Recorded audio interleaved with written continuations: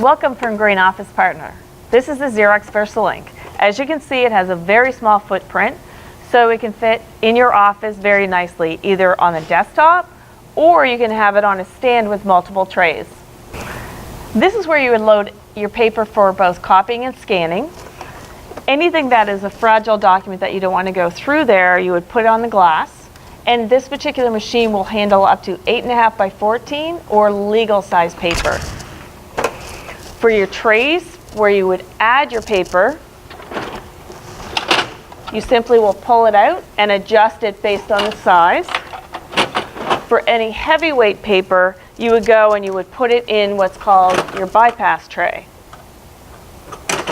The user interface, as you can see, is tiltable, and it has different apps depending on what you would like to add.